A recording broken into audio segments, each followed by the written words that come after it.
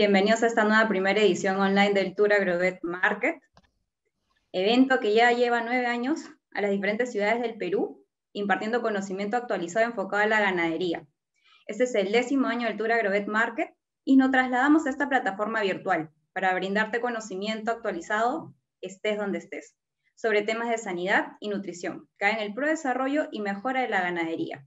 Y sin más, esta es la primera conferencia. Contamos con la presencia del doctor René Pérez Romero, presidente del Consejo Nacional de la Calidad de la Leche y la Prevención de Mastitis de Colombia, quien nos compartirá su ponencia titulada Actualización en el diagnóstico para mastitis y microbiota en leche, tema de gran interés para optimizar los parámetros productivos. Posterior a ello, el doctor procederá a responder las preguntas que tengan al respecto de su ponencia. Adelante, doctor.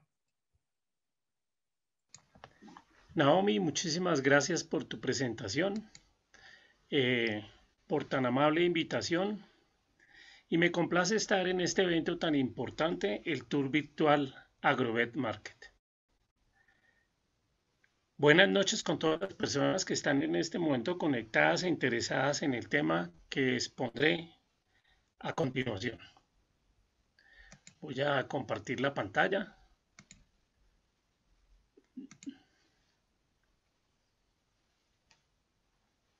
Un momentico. ¿Qué pasó? No he podido compartir la pantalla, chicos. Bueno, aquí vamos.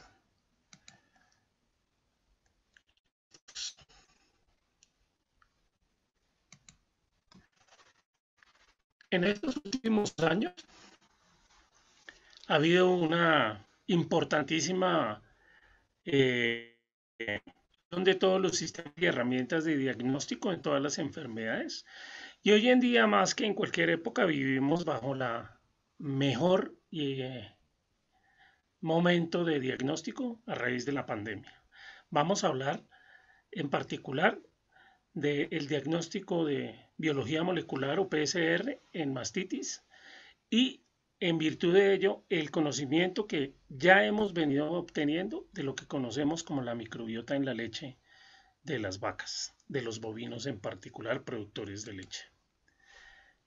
¿De dónde viene todo este interés?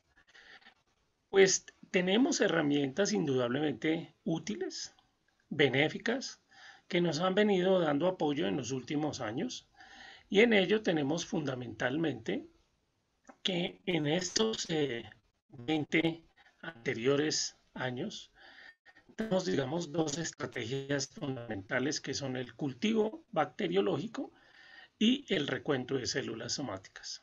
El recuento de células somáticas migró rápidamente desde el microscopio hacia los equipos de citometría de flujo con fluorescencia, y digamos que hoy en día se usan de manera importante en casi todo el mundo, de manera masiva sobre todo, para facilitar el costo. Sin embargo, ya hoy en día también se consiguen equipos de citometría por fluorescencia óptica para tener datos muy certeros del recuento de células somáticas. En el tema de los cultivos también hemos evolucionado. Entonces, hemos pasado de los medios convencionales a medios selectivos específicos, que nos dan la oportunidad de, en menor tiempo y con una tecnología un poco menos demandante económicamente, poder tener entre 24 y 48 horas un diagnóstico preciso. Todas esas herramientas nos permiten llegar a una importante decisión para tomar una acción frente a la enfermedad que más pérdidas económicas produce en la lechería del mundo. Pero gracias al avance de la genómica a nivel mundial, hoy en día podemos contar con un diagnóstico más preciso, que en menos de 12 horas nos da la oportunidad de que esas decisiones que debemos tomar sean mucho más certeras y estratégicas frente a la mastitis. Por lo tanto, esperamos que sean muchísimo más benéficas.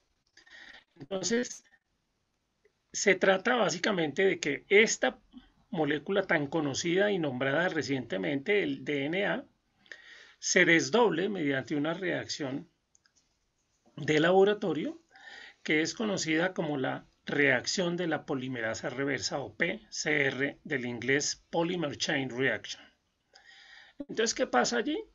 Que se desdobla el código del DNA mediante el uso de una enzima que se llama la polimerasa, que se adhiere a porciones en especial, vamos a usar esta parte como ejemplo, y allí nos permite identificar durante la reacción algo que conocemos como la secuencia que se repite permanentemente en cada una de las bacterias y de esa manera poder identificar específicamente a los patógenos que están causando la enfermedad.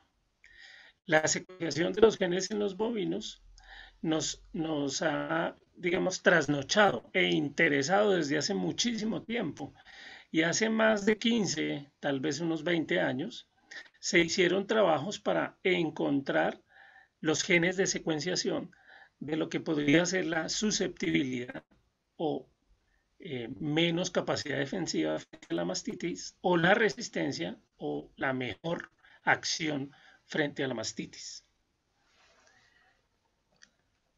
El diagnóstico genético se parte de una base que traen los bovinos que se conoce como el complejo mayor de histocompatibilidad. Hace muchos años se conocía la situación de que en el complejo mayor de histocompatibilidad veíamos que existían dos secuencias, una llamada el CD4, yo ya llamé CD8, que aparentemente estarían codificando para los bovinos o la susceptibilidad o la resistencia. Cada día llegaremos a una posición específica en ese estudio que está empezando, que sigue avanzando y que en pocos años nos traerá muy seguramente importantísimos avances para el beneficio de la lechería y de los bovinos y la calidad de la leche en el mundo. Entonces, es muy importante ponernos en el ambiente ecológico de la glándula mamaria, de la ubre, de cada uno de sus cuartos. Por eso hoy en día también es relevante conocer qué es la microbiota. Y hablamos de la microbiota como el espacio donde los microorganismos viven en un entorno específico.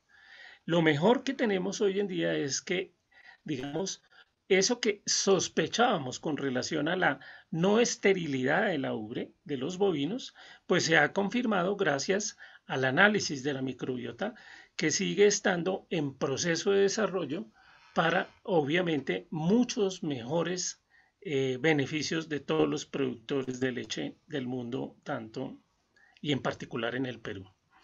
Entonces, ¿qué más tenemos allí? Allí también tenemos una serie de microorganismos que pueden ser, pues ya hablamos de las bacterias, pero también pueden ser hongos, pero también pueden ser levaduras o virus. Y entonces ahí estamos hablando de la microbioma. Entonces tenemos la microbiota como el entorno específico y la microbiota como los componentes orgánicos de la microbiota.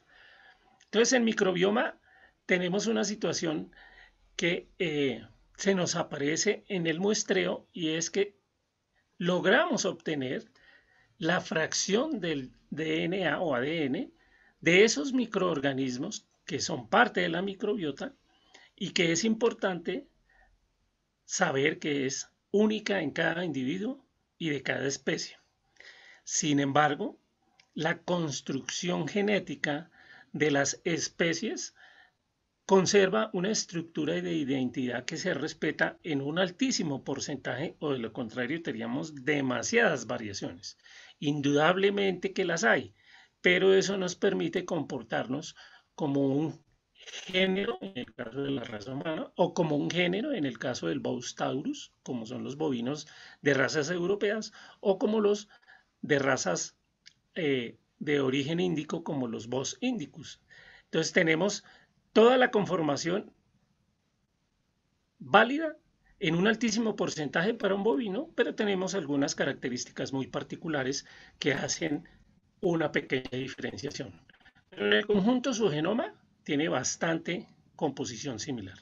Entonces, en el caso de nuestras bacterias tenemos una situación muy similar y por eso en el día a día también encontramos mucha información sobre estudios realizados, por ejemplo, sobre los clones de, de un género y especie de alguna bacteria, porque es probable que haya una variación de un individuo a otro, por ejemplo, del Staphylococcus aureus, gran patógeno famoso causante de la mastitis.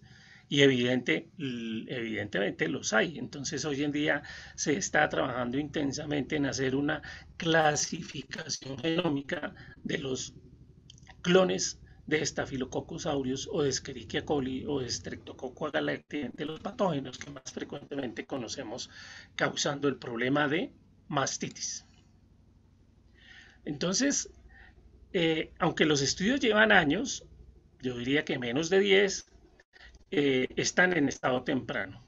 Cada día van a mejorar más, cada día van a ser más precisos y llegaremos como se está intentando hacer para que ustedes vean el interés y el gran desarrollo que está teniendo la investigación en bovinos, que nosotros los humanos la microbiota de nuestro sistema digestivo todavía no está completamente estudiada, pero se sigue avanzando en el estudio. Es decir, no es una tarea sencilla, es muy demandante, obviamente tiene un gasto importante en términos de dinero, pero finalmente va a traer grandes beneficios tanto para los bovinos como para las personas.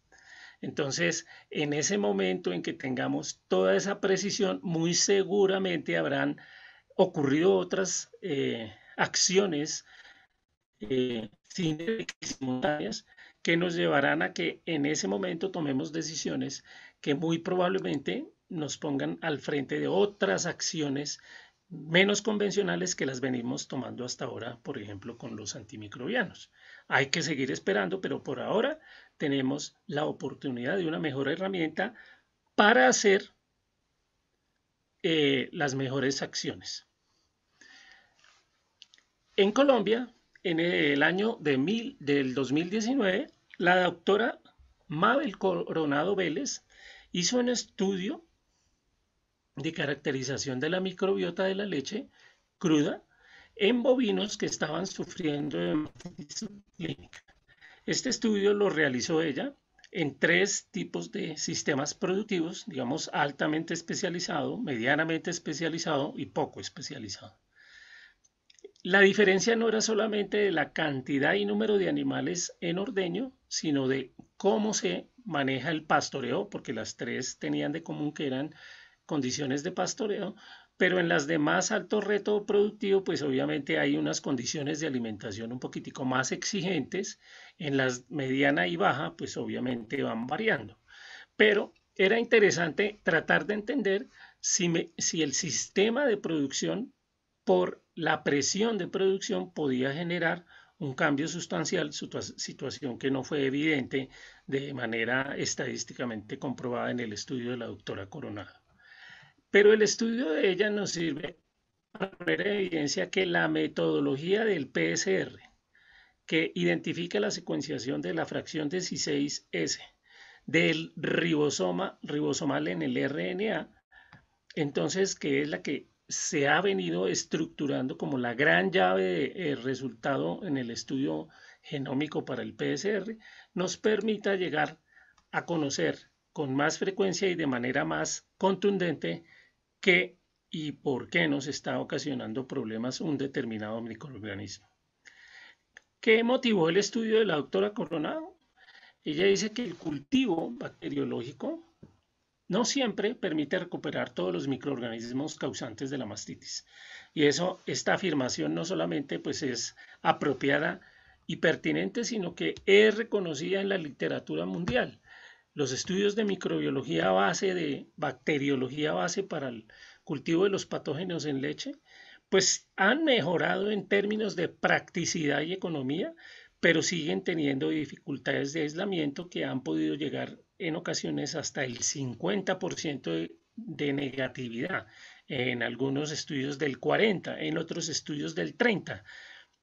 Es decir, que de una muestra probablemente tenemos casi siempre entre el 50 y el 70% de posibilidad de encontrar a alguno de los patógenos que puede estar causando el problema, pero no siempre los vamos a encontrar.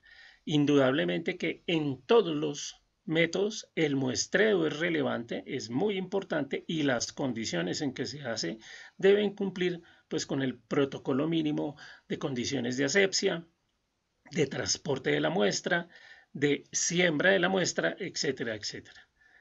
En el estudio de la doctora Coronado, ella trabajó con un programa que se conoce como SIGBA, que corre una importantísima base de datos en cantidad, 5.318.994 genomas, lo cual quiere decir que hay cómo identificar mucho de lo que ella enfrentó en su prueba de PCR. El estudio demostró que había 1.975.332 genomas, de los cuales había 4 filos dominantes. Es decir, el resumen final es que había de esta fotografía en repetición muy parecida de 4 filos dominantes. El primero de ellos lo llama proteobacteria en su clasificación biológica y están las principales bacterias donde hay una gran variedad de patógenos como la conocidísima Escherichia coli, que es un patógeno ambiental en el caso de la mastitis bovina. Menciona otro grupo de bacterias que no han tenido ni han sido relacionadas con mastitis hasta ahora, como Salmonella, Vibrio, Helicobacter, Neisseria, Burkholderia glumae y muchos otros. Aquí, ¿qué es lo importante? Que tenemos a uno de los actores más frecuentes reconocido en ese filo y en el aislamiento del estudio de la doctora. Después encontró otros que se llaman endobacterias o firmicutes, y en ellos el filo de bacterias, la gran mayoría de las cuales tienen una estructura celular gram positiva, es decir, aquella reacción que tiene origen en el nombre de su inventor, fácilmente nos permitía hacía mucho tiempo hacer una diferenciación entre el tipo de patógeno que estaba actuando y por ello de repente poder tomar alguna decisión. Entonces, en este caso, está dentro del grupo de los aislados, de los genomas aislados, las gram positivas. Algunos de ellos carecen de pared celular, por lo tanto no se colorean frecuentemente con la tinción de gram y además carecen de la segunda membrana, que es la que normalmente se encuentra en las gram negativas y que por lo tanto se convierte en un factor de diferenciación entre un grupo y otro, además de la coloración de gram. El otro filo que encontró la doctora Corona en su estudio fueron las actinobacterias, donde hay gram positivas y están consideradas en tener una gran relación entre el DNA G y el DNA C. Y el último es el de los bacteroides, donde están las bacterias gram negativas, anaeróbicas o anaeróbicas facultativas, son parte de la flora normal, miren ustedes, de la cavidad oral, respiratoria, urogenital de humanos y animales. Y algunas especies son patógenos potenciales.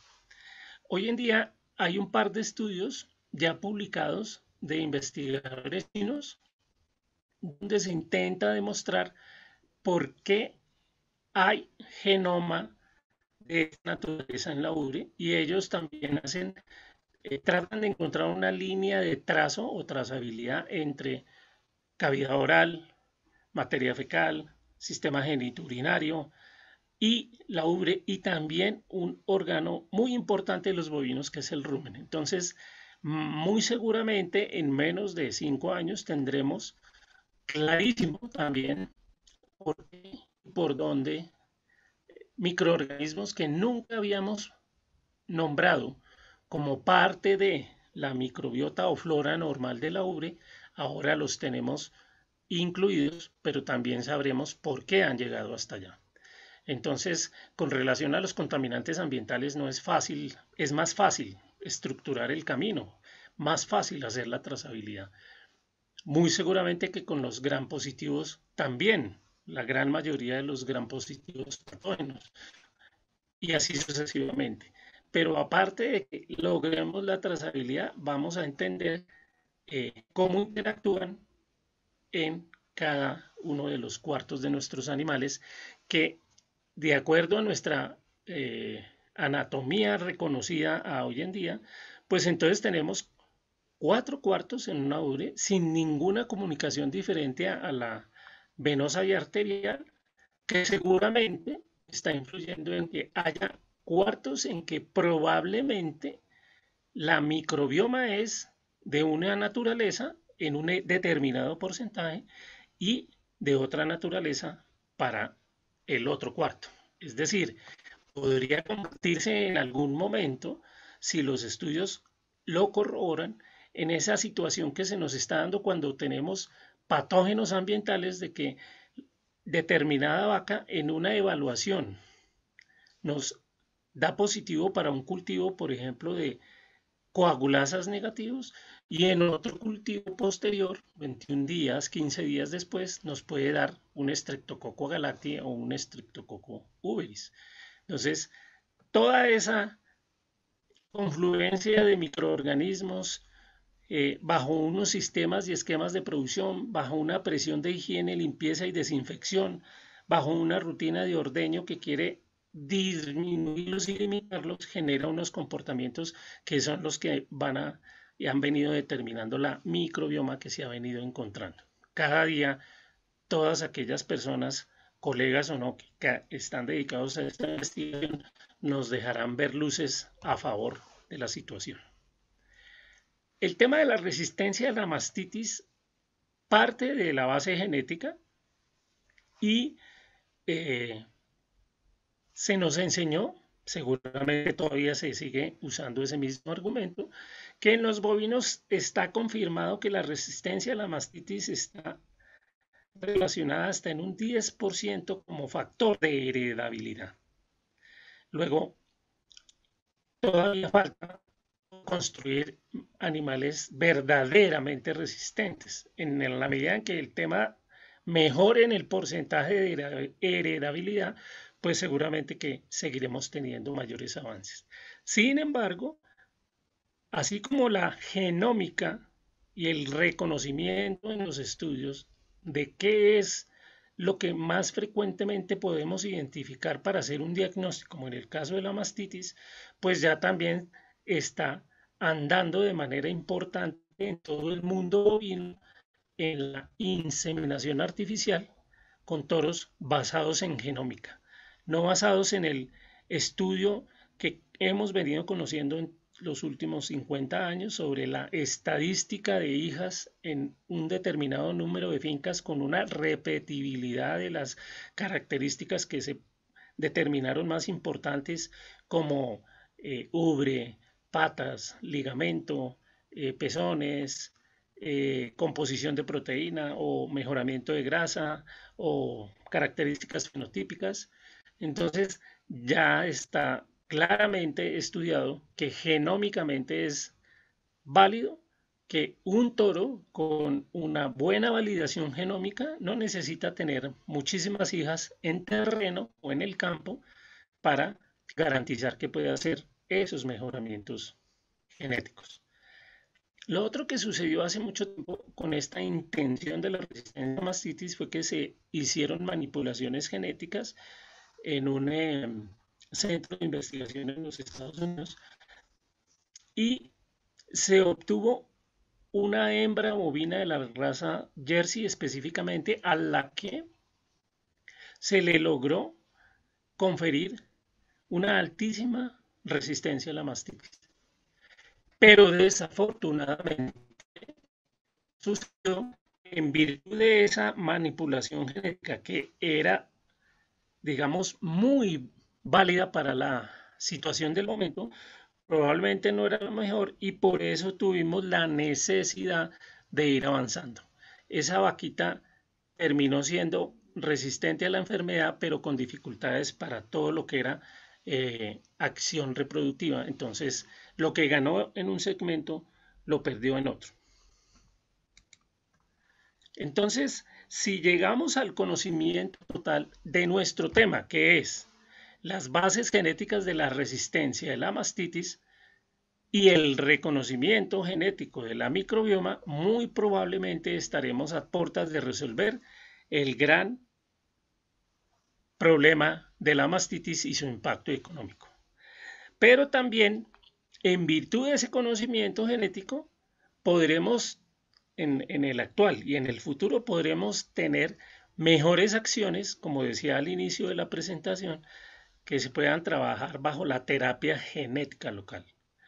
Y algunas de las estrategias que ya se han empezado a mirar está, por ejemplo, transportadores adenovirales que poseen un gen que codifica una proteína antibacteriana. Entonces, por eso es necesario que se reconozca toda la microbioma y entender que en este caso, de esta posibilidad tan especializada, pues obviamente la codificación de esa proteína sea para un grupo específico de bacterias que deberían ser las que frecuentemente son las causantes del problema de la mastitis en los bovinos y poder mantener el equilibrio de las, entre comillas, buenas bacterias que son parte de la flora o del ecosistema de cada uno de los cuartos de la glándula mamaria del bovino. En esta imagen, básicamente lo que estamos intentando es dejar un recorrido rápido visual de lo que es un PCR. Entonces se toma del RNA, la porción que ya sabemos que está secuenciada para la reacción química de la polimerasa y lo enfrentamos a ese kit de diagnóstico o serie de reactivos en unas posetas especiales donde se va a dar el desdoblamiento y la extracción del DNA para que finalmente tengamos una identificación de ese PCR. Aquí básicamente se está mencionando un programa que existe en alguna parte del mundo que corre muy bien, no solamente para los patógenos más comunes, sino para patógenos comunes que todavía no podemos diagnosticar con frecuencia y facilidad porque cuesta trabajo. Voy a mencionar el caso particular del micoplasma. Nueva Zelanda, por ejemplo, cada día hace grandes esfuerzos y este año estableció un top más severo de control de mastitis bovina causada por micoplasma con una nueva prueba de PCR muchísimo más, digamos, determinante, estricta, porque tienen como obligatoriedad la denuncia al Sistema Nacional de Enfermedades de cuando existen vacas que están contaminadas con mastitis, porque esas vacas normalmente se deben eliminar, pues es poco probable la cura mediante cualquier tipo de tratamiento.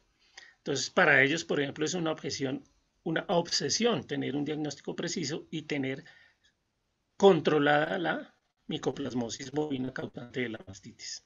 En el caso nuestro, que recién hemos ingresado a el mundo de hacer más cosas, por ejemplo, hacemos un CMT que nos orienta. Claro, seguirá siendo muy útil el CMT. Es la mejor prueba al lado de la vaca en cualquier momento, con el reactivo apropiado y con el ejecutor apropiado. Aunque parezca tan sencilla, puede tener interpretaciones subjetivas, pero es una prueba con bastante sensibilidad, es superior al 78%, sino que no sabemos es quién es el causante del problema, pero sí nos dice que hay un problema. Eso es válido como prueba rápida. Entonces, nos va a permitir establecer la necesidad de qué animales necesitarán o de un cultivo o de un PCR. Ya el tema será qué es lo que más fácilmente tengo más cercano a donde yo tengo mi explotación lechera. Lo otro que hemos crecido en oportunidad con este sistema nuevo de diagnóstico molecular es que entonces con una sola prueba, ¿sí?, ya podemos hacer un diagnóstico preciso de todos los patógenos más frecuentes de la mastitis. Allí tenemos la oportunidad de tener diagnóstico para Staphylococcus aureus, Staphylococcus coagulasa negativos, Streptococcus agalactiae, Streptococcus aureus, Mycoplasma bovis, Escherichia coli, perdón, Klebsiella pneumoniae y Pseudomonas aeruginosa. Entonces, como ven ustedes ahí, en un solo momento, en muy corto tiempo, puedo tener clarísimo si de los patógenos más frecuentes que se han venido reportando en la literatura mundial de las lecherías, cuáles son los que me están causando el problema. Pero, adicionalmente, esta metodología también puede determinar la presencia de las enzimas relacionadas con los mecanismos de resistencia bacteriana frente a los antimicrobianos que más frecuentemente se usan. Entonces, la prueba también puede detectar la presencia de beta-lactamasas o cefalosporinasas, de tal manera que, aparte de que me contribuyó a tomar una decisión con relación al entendimiento de por qué me está pasando con lo que me está pasando en términos de mastitis con cualquiera de los patógenos que estaba queriendo buscar, pues también me está diciendo, oiga, tenga cuidado porque al ser positivos a las enzimas más frecuentes de estos antibióticos, pues tiene que tener claro que no debe hacer esa prueba. Sin embargo, no excluye que quien quiera ir más allá a una prueba de sensibilidad frente a los antimicrobianos más amplia, pues la monte, porque al conocer básicamente que tenemos identificados a los microorganismos, pues también es más fácil para montar las pruebas relacionadas con la sensibilidad a los antimicrobianos. Entonces, en términos de costos, que era una parte que seguramente para todos es una gran incógnita, a dólares de hoy en día, estuvimos haciendo con algunas de estas empresas que ya tienen kits que hacen o 4 patógenos o 6 patógenos o 10 patógenos y las enzimas, estamos hablando por muestra de leche de algo cercano a los $40. Eso inicialmente puede sonar carísimo. Hicimos una segunda aproximación porque estos kits normalmente vienen para 360 o 390 posetas de muestra y pudo bajar hasta $30, $25, que para un diagnóstico tan amplio de tantos patógenos y de las enzimas de resistencia a cierto grupo de antimicrobianos, pues se convierte en relativamente económico cuando, por ejemplo, en nuestro medio, en Colombia, estamos hablando de entre 20 y $25 por muestra para hacer lo que aquí en este caso nos están haciendo 10 muestras. O sea, estaríamos hablando en una matemática pues así plana y sencilla, que para identificar 8 tendríamos más o menos $200 de costo, y aquí estamos hablando entre 25 y $40. Todo depende del tema de los cambios y las situaciones económicas de cada país, pero en términos de cantidad de patógenos y tipo de resultado, es una prueba bastante económica contra lo que venimos utilizando convencionalmente. Claro, ¿qué implica? Que hay que tener la metodología y la tecnología en el espacio preciso para montarla, que obviamente también tiene un costo, pero que ya está incluido en los valores que les acabo de contar. Luego terminaremos muy probablemente trabajando este tipo de metodologías que son modernas, específicas, sensibles y de gran aporte. Los generadores de PCR son muchas empresas y obviamente muchos investigadores en el mundo. Hay muchos estudios sobre PCR con diferente orientación, en particular con mastitis bovina. Sin embargo, digamos que en este caso, este grupo de investigadores daneses tomaron como soporte varios estudios, pues de gran cantidad, pero yo quiero mencionarles aquí algo que hicieron para evaluar la persistencia de la prueba en sus resultados mediante el método del qPCR, que es el Quick, la prueba rápida de PCR, porque hay una prueba rápida normal, convencional, que se demora entre 24 y 48 horas, y en esta yo les estuve hablando a ustedes de un tiempo inferior a 10 horas y podría ser en tiempo menor a 6 horas. Todo depende de la habilidad de la persona que está manejando la tecnología del PCR.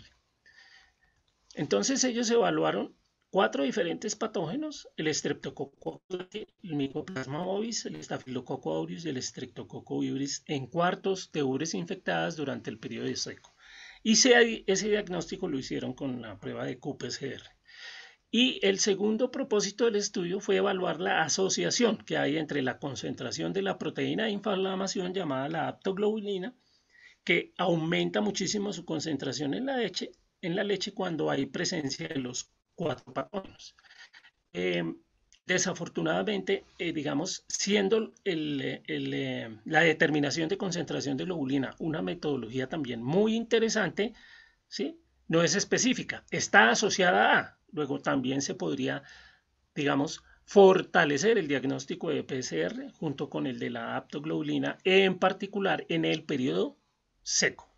Luego eso nos llevaría en su momento a tomar mejores medidas en un momento en que siempre hemos considerado el ideal para ver las curaciones de los casos que hemos tenido durante lactancia, que es una buena terapia de secado, nos llevaría a un 80-85% de casos curados. En algunos momentos podemos llegar hasta un 90 o 95%, pero si tenemos la ayuda de la determinación de la aptoglobulina en el periodo seco en suero o en sangre, pues podríamos hacer una definición de qué hacer con un animal que tiene una alta concentración de la proteína de inflamación, que podría estar relacionada con los patógenos que antes de iniciar el secado, es decir, en el momento en que se van a secar las vacas, se hace la muestra de la microbioma y el PCR informa si están o no contaminados. Todo eso nos permitiría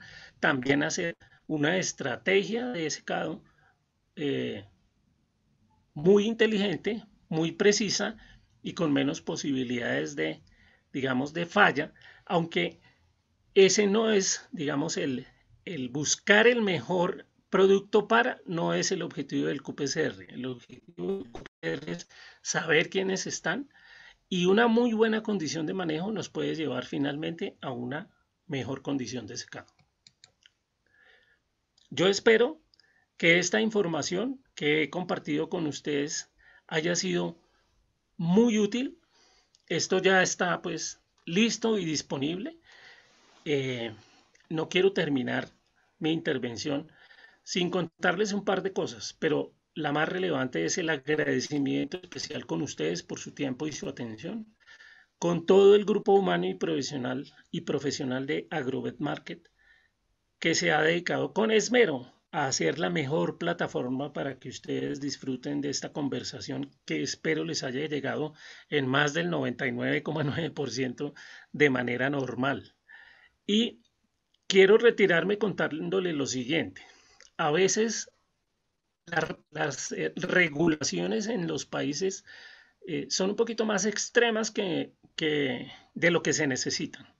Normalmente, por ejemplo, en Colombia los kits de diagnóstico tienen que ingresar con una serie de documentos que validen que evidentemente son pruebas serias y pertinentes y que los resultados que van a arrojar corresponden a lo que se está ofreciendo.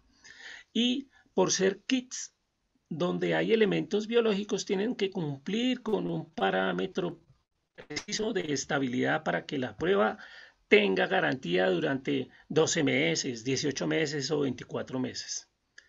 Muy probablemente en algunos otros países de Sudamérica tengamos esa misma regulación, porque pertenecemos a una comunidad de armonización regulatoria que se llama el CAMEVET.